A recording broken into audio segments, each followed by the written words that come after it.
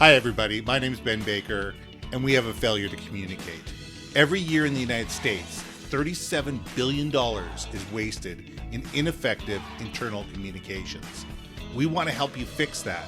But here's some stories that will give you some insights that will show you what is being done currently and how you can avoid them. We hope you find these valuable. We look forward to hearing from you. So what do you do when you're in a rush? You're running out of town.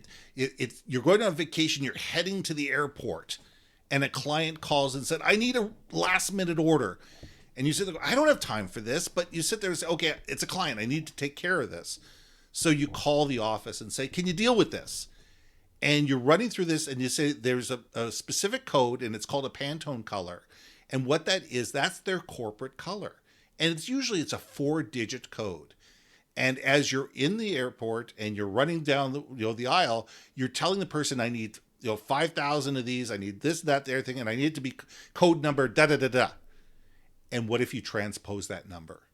And the person on the other end doesn't look at it, doesn't verify it, just orders it. Doesn't look at the previous orders. Doesn't look to make sure that what you were doing on the fly was actually what's supposed to be happened.